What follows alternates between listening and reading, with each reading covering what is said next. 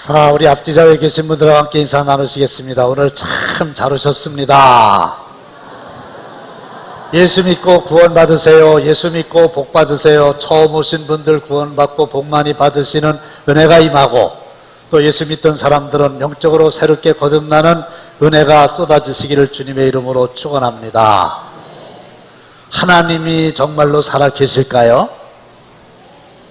세상에 만드신 이가 없는데 존재하는 거에 있을까요? 없지요. 저 푸른 하늘을 누가 만드셨을까요?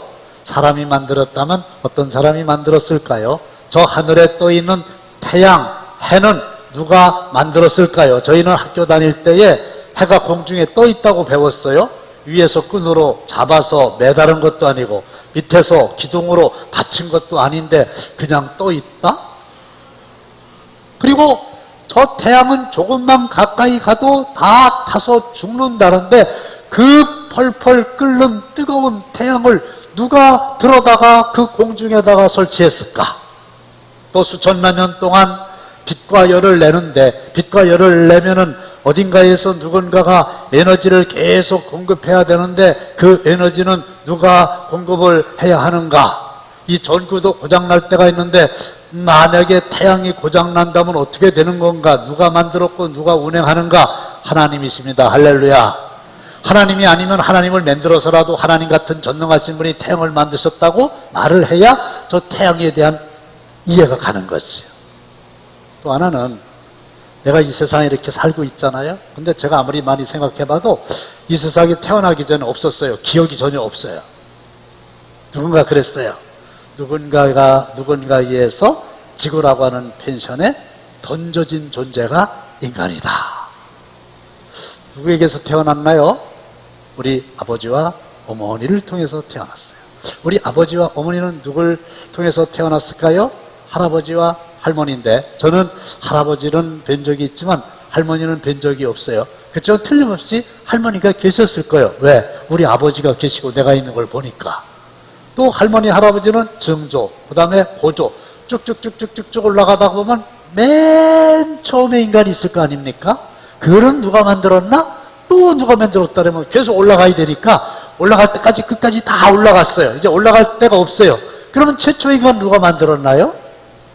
이걸 얘기하려면 하나님을 만들어야만 이해가 가능한 거예요. 하나님이 만들었다. 그럼 또 이럴 거 아니에요. 하나님은 누가 만들었냐? 누가 만들었다면 또 올라가야 되니까 하나님은 I am that I am. 나는 스스로 있는 자다. 할렐루야. 그래서 처음부터 스스로 있는 분이, 전능하신 분이 사람을 만들고 쭉 내려와가지고 나한테로 온 거고 나를 통해서 또 후손들이 쭉 퍼질 거란 말이죠. 그런 거 보면 하나님이 계신 거고요.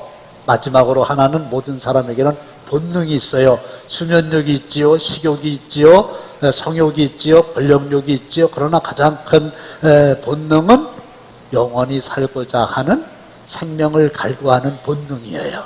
근데 우리 하나님은 그 본능을 충족시키기 위해서 예수님 보내주시고 하나님의 나라 천국을 만드셨고, 누구든지 예수 믿으면 다 죄사함 받고 천국 백성으로 하나님의 자녀로 살아갈 수 있도록 복을 허락해 주신 줄로 믿으시기를 바랍니다. 하나님은 정말로 살아계십니다. 할렐루야. 저는 애국가 부를 때마다 신나요. 하나님이 보우, 이렇게 해야 되는데 만일에 다른 종교에 있는 사람들이 왜 하나님만 그러냐, 걷다가 부처님도 집어넣자 이러면 큰일 날 텐데, 이상하게도 그 얘기를 안 하고 여기까지 온 것도 하나님의 은혜예요. 하나님 정말 살아계십니다. 할렐루야. 근데 문제는 하나님은 분명히 살아계시고 저와 여러분들을 뜨겁게, 부모님이 나를 사랑하시는 것보다 더 사랑하시고 저와 여러분들이 행복하게 살기를 정말로 원하셔요. 근데 왜 우리가 대부분 행복하게 살지 못할까요? 죄를 져서 행복하게 못 사는 거예요. 죄가 뭔지 아십니까? 하나님에 대하여 적극적으로 대적하는 거. 하나님이 어디 계셔? 하나님 믿는다는 사람들 비난하고 핍박하고, 하나님을 믿으려면 내 주먹을 믿어라, 이런 사람들.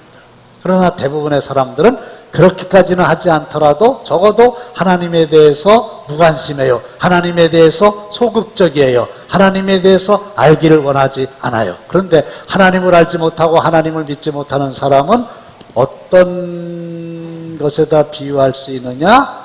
엄마와 함께 놀이터에 갔다가 엄마를 잃어버리고 울고 있는 어린아이와 같아요.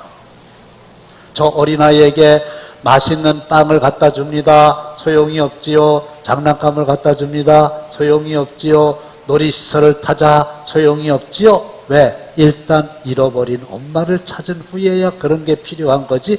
엄마를 잃어버리고 울고 있는 아이에게 엄마 이외의 그 어떤 것도 의미가 없는 거예요. 그래서 하나님을 알지 못하는 수많은 사람들의 마음은 허전한 거예요. 마치 보이지는 않지만 가슴에 큰 구멍이 뻥 뚫려가지고 이쪽으로 찬바람이 휙 지나가는 것처럼 허망한 거예요. 헛되고 헛되며 헛되고 헛되니 모든 것이 헛되도다. 죽음이라고 하는 것을 향해서 한 발자국 한 발자국 앞으로 나아가는 사형수와 다름이 없기 때문에 우리 모두는 다 참 행복을 누릴 수가 없는 거예요. 그래서 이 뻥 뚫린 허전한 가슴을 채우려고 어떤 사람은 돈으로 채울 수 있다고 생각합니다. 재벌도 옥상에서 뛰어내립니다. 권력으로 채우려고 합니다. 대통령도 부엉이 바위에서 뛰어내려 죽습니다. 인기로 채우려고 합니다. 인기 배우도 목욕탕에서 목매달아 죽습니다. 쾌락으로 채우려고 합니다. 일시적이지 허망한 거는 더 짙어만 갑니다. 이 세상 어떤 것으로도 채울 수가 없는 거예요.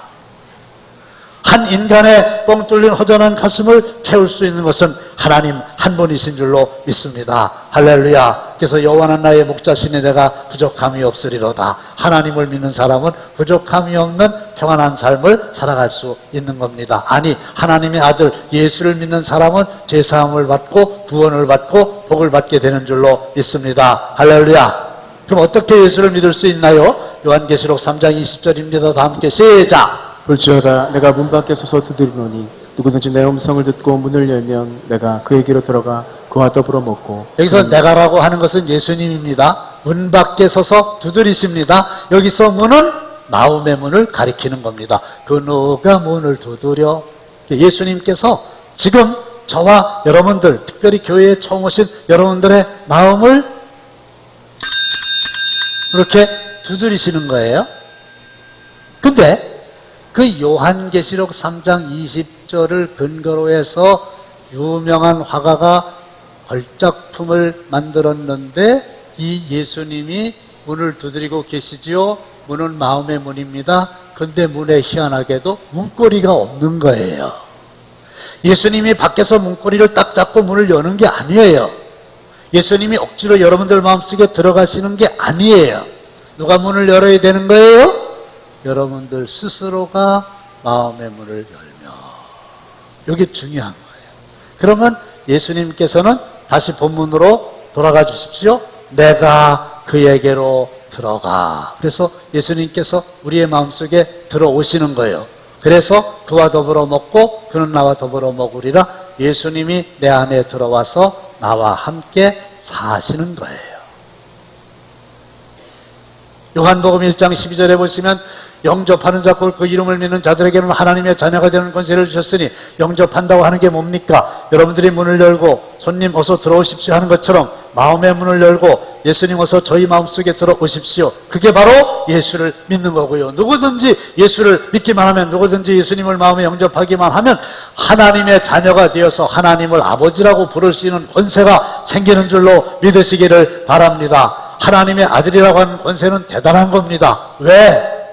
우리 하나님 아버지는 전지전능하시고 무소부재하시고 명철이 한이 없으시고 능치 못할 일이 없으신 분이신데 그분이 나의 아버지고 내가 그분의 자녀다. 그러면 아버지 거가 내 것이 되잖아요. 저는 아버지가 6학년 때 돌아가셨어요. 살면서 필요할 때마다 아버지가 계셨으면 좋았을 텐데 얼마나 아쉬워했는지 몰라요. 그러나 다행히 6학년 때 교회를 처음 나가가지고 하나님을 아버지로 알게 되었고, 필요할 때마다 새벽에 나가서 무릎 꿇고 나의 아버지인 하나님께 기도할 때 하나님은 지금까지 나의 기도를 다 들어주셨습니다. 할렐루야. 우리 아들이 40이 거의 다 돼가는데 목사예요. 지난번에도 말씀드렸어요. 어쩌다가 우리 집에 옵니다. 아침에 목욕 가는 거 참 좋아해요. 그래가지고 우리 아들하고 저하고 가까이 있는 목욕탕에 월요일날 아침에 가는데 한 번도 이 녀석은 자기 지갑을 챙기는 꼴을 못 봤어요. 항상 제가 돈을 챙깁니다. 그래서 내가 하루는 우리 아들을 보면서 너는 참 좋겠다. 나 같은 좋은 아버지를 둬서 그랬는데요. 어느 날 생각해 보니까 나에게도 좋은 아버지 하나님이 계신 거예요. 할렐루야. 자, 그림을 하나 보시겠습니다.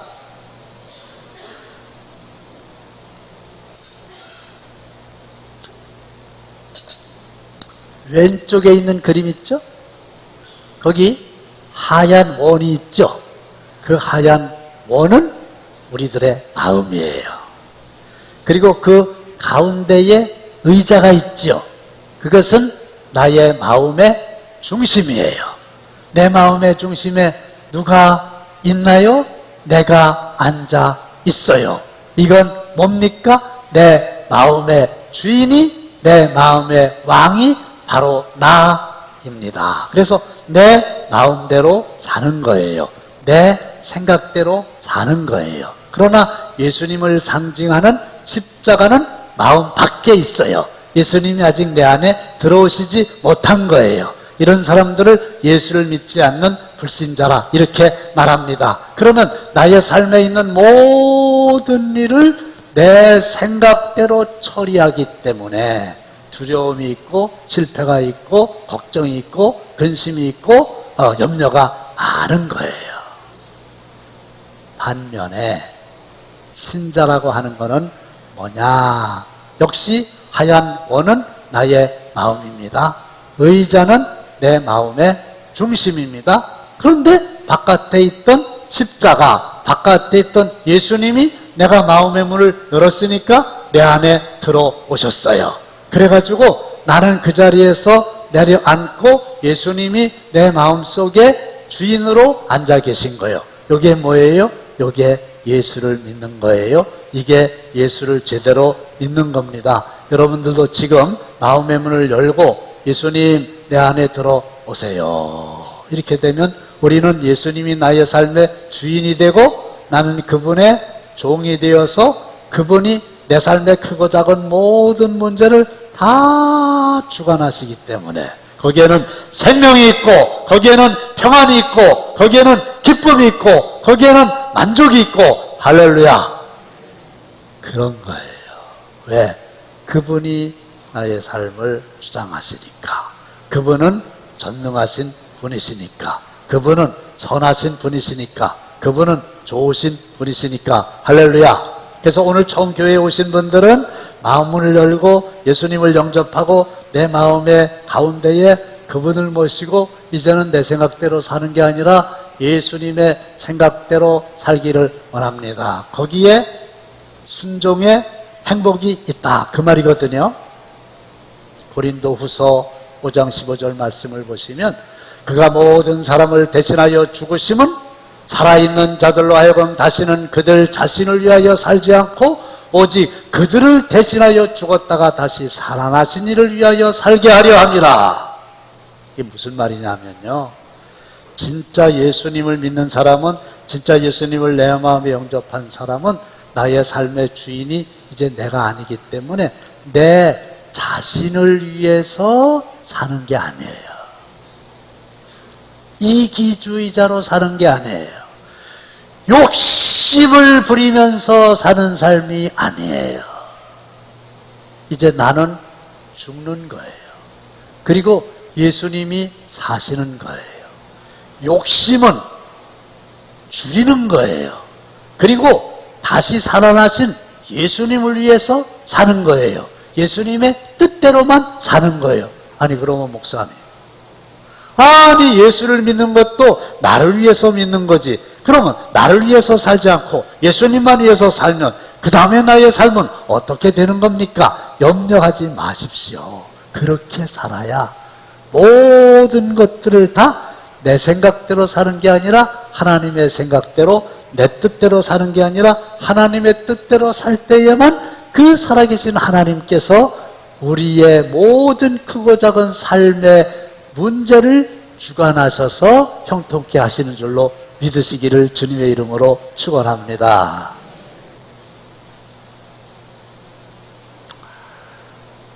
금년 초에 우리 당진 감리교회의 장로님들과 성도님들이 저를 충청 연회를 섬기는 감독으로 저 한번 나가십시오. 또 저도 원했고요. 그래서 지금도 생각하면 그런 기회를 주신 여러분들에게 어떤 경우에라도 저는 평생토록 감사하는 마음으로 살기로 작정했어요. 그런데 지난 여러 달 동안 소위 이 선거운동이라고 하는 것을 해보니까요. 현 선거 풍토라는 게 자세하게 말씀 못 드리지만은 한마디로 장난이 아니에요. 여러분들이 생각하는 것보다 100배 정도는 더 어려워요. 어렵다는 표현을 쓸게요. 신경이 너무너무 많이 쓰이는 거예요. 내 일생에 살아가면서 그렇게 중압감을 느낀 적이 없어요. 그래서 25년 이상 운동과 식이요법으로 그리고 약으로 혈당이 잘 조절됐는데 약의 양을 올려도 이 혈당이 조절이 되기는커녕 더 올라가는 거예요. 그래서 드디어 일생에 처음으로 내과에 가가지고 인슐린 주사 처방을 받았어요. 그래가지고 인슐린을 제가 놨어요. 방법이 없으니까. 근데 더 올라가요. 약으로도 안 되고 인슐린도 안 되고 이게 8월 말에 얘기거든요. 그거는 입원을 하는 방법밖에는 없다. 그런 상황이 됐어요.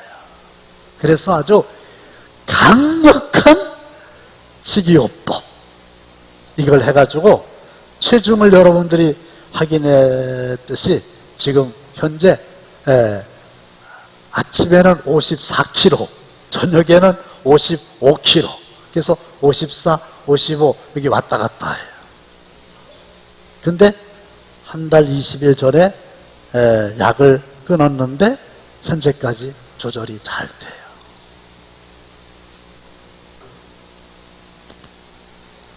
어제 저녁에는 저녁을 먹고서 2시간 있다 혈당을 쟀어요. 그랬더니 118 나왔어요. 이 정도면 뭐 운동도 할 필요가 없다. 이래가지고 그냥 잤어요. 그리고 이제 오늘 아침에 또 일어나서 소위 공복 혈당이라는 거예요. 그거를 쟀어요. 별 문제가 없어요. 혈당이 잘 조절되죠. 다만 몸무게가 더 줄으면 안 되는데 그래가지고 제가 한 55kg에서 한 56kg 한 1kg나 한 많아야 그냥 1kg만 더 많이 찔 필요는 없고 한 1kg 정도는 이제 좀 더 살이 붙게 하려고 그래요. 저는 살을 뺄 수 있고 또 이렇게 불릴 수 있어요. 그거는 내가 할 수 있어요. 근데 문제는 여러분들에게 말씀을 못 드렸는데 잠이 안 오는 거예요. 목회에 대한 중압감과 선거운동에 대한 중압감이 이중으로 나를 짓누르는데 저는요 귀가 땅에 이렇게 닿으면 깊은 잠을 꿀잠을 잘 자는 사람인데 도무지 잠이 안 와요. 낮에도요 졸리지가 않아요. 이게 벌써 한 달이 넘었어요. 계속 이렇게 가다가는 쓰러질 날이 올 것 같아요. 2-3달만 남았으면 일일학몰 한번 버틸 수 있겠어요. 1년이나 남아있고 또 하나님이 도우셔서 1년 후에 감독이 당선된다 그러면 2년 동안 또 교회를 좀 돌볼 수가 없고 바깥으로 이렇게 신경을 써야 되고 이게 어느 날 진퇴양난이라는 단어가 이제 생각이 났어요. 진이라고 하는 거는 앞으로 계속 가는 거예요. 퇴라고 하는 거는 멈추고 이제 뒤로 빠지는 거예요. 근데 앞으로 가려니 그런 어려움이 있고 뒤로 빠지자니 성원해 주신 성도님들 또 기대감 또 나를 응원하는 숱한 사람들 지금까지 만난 분들 그러니까 진도 어렵고 퇴도 어렵고 이래도 어렵고 저래도 어렵고 그런 거예요. 그래서 혼자 외롭게 깊이 기도했어요. 그런데 정확하게 말씀드리면 눈을 감고 기도를 하면 아니다. 근데 눈을 뜨고 정신을 차리면 그래도 해야지. 그래서 눈을 감을 때하고 눈을 뜰 때하고 다른 거예요. 부지런히 교회에 급한 일을 하고 또 아침 일찍 차를 타고 이제 1000명이나 되는 충청남도에 흩어져 있는 잘 알지도 못하는 선거관자들에게 전화를 해가지고 때로는 집으로, 때로는 교회로, 때로는 직장으로 가가지고 저를 좀 도와주세요. 이렇게 며칠 하다 보니까 어느 순간에 이게 목사인 내가 해야 될 짓인가. 나를 기다리는 성도들이 얼마나 더 많은데. 그런 자괴감이 들었어요. 근데 특별 새벽기도 했잖아요. 어느 날 우리 찬양단이 지난 주간에 찬송을 하는데 제가 많이 들었던 거예요. 주님 말씀하시면 내가 나아가리다. 주님 뜻이 아니면 내가 멈춰서리다. 그 찬송이 저한테 큰 울림으로 다가왔어요. 맞아. 주님 말씀하시면 내가 진해야지, 나아가야지. 근데 주님 뜻이 아니면 멈춰서야지. 그리고 또 기도하고 또 기도하다가 끝내는 신앙 양심상 주님 뜻이 아니면 어떤 것을 희생하더라도 멈추는 게 옳지 않겠냐. 그렇게 어렵게 결단을 하고 우리 장로님들 좀 급하게 금요일 저녁에 모이시라고 그래가지고 그동안 성원해 주신 장로님들, 성도님들 너무 감사합니다. 그런데 제가 아무리 기도해봐도 하나님의 뜻이 아닙니다. 하나님의 뜻이 아닌 줄 알면서 어떻게 한 발자국도 나아갈 수가 있겠습니까? 이제 접으려고 하니까 그동안에 도와주신 거 감사하고 또 상실감도 있고 실망을 안겨드려서 죄송하지만 좀 받아주세요. 그랬더니 장로님들이 격려해 주시고 받아주시기로 했는데 그날부터 제가 잠을 자기 시작했어요. 그때 내가 느낀 게 뭔지 아세요? 사실은 10월 말에 며칠 있으면 입법총회를 해가지고 너무 혼탁하고 과열하고 수단바보 가리지 않고 죽기 살기로 이렇게 치열해진 선거 풍토를 바꿔야 되겠다. 그래가지고 제비뽑기로 바꾸자고 하는 잠정 개정안이 현재 올라가 있어요. 과반이 찬성하면 법이 바뀝니다. 그러면 제비를 뽑아가지고 이렇게 된 사람이 감독이 되는 거예요. 물론 그 법이 통과될지 안 될지는 반반이긴 한데 이제 많은 사람들이 저보고 목사님 그때까지 기다리셨다가 제비 뽑기하면 좋지 않습니까? 저도 상고 나와가지고 계산이 다 됐는데 이렇게 작정했어요. 바뀌든 바뀌지 않든 지금 주님의 뜻이 아니라는데 내가 더 이상 망설 이유가 있겠냐. 그래서 결단했거든요. 여러분들이 좀 도와주신 거 감사하지만 또 여러 가지 실망드려서 죄송하지만 제가 이렇게 혼탁한지는 미처 몰랐어요. 근데 지금 마음이 좀 편안해졌고 우리 장로님들도 목사님이 기도하시고 마음 편한 대로 결정하십시오 했어요. 이게 결국 뭔지 아세요? 목사인 나도 나를 위하여 나의 욕심을 위하여 살지 않고 나를 살리시기 위하여 죽으셨다가 대신 살아나신 예수를 위한 삶으로 결단을 한다는 게 쉽지 않아요. 그러나 거기에는 지는 것 같지만 이기는 게 있고 패배하는 것 같지만 승리가 있고 죽은 것 같지만 생명이 있고 할렐루야. 그래서 내가 맞아. 주님 뜻대로 살기로 했네. 주님 뜻대로 살기로 했네. 뒤돌아서지 않겠네. 새벽마다 찬송 부르는 그 찬송이 나의 찬송이 되었어요. 사랑하는 성도 여러분, 오늘 참 잘 오셨어요. 또 예수 믿는 분들은 좋은 설교 잘 하나님의 말씀으로 듣고 마음문을 여시기를 바랍니다. 예수님을 영접하시기를 바랍니다. 그분이 진정 나의 삶의 주인으로 나에게 역사하시기를 위임하시기를 바랍니다. 그분의 뜻대로 나의 삶을 주관하여 주옵소서. 나는 죽고 주님 살 때 영원한 생명이 있는 줄로 믿습니다.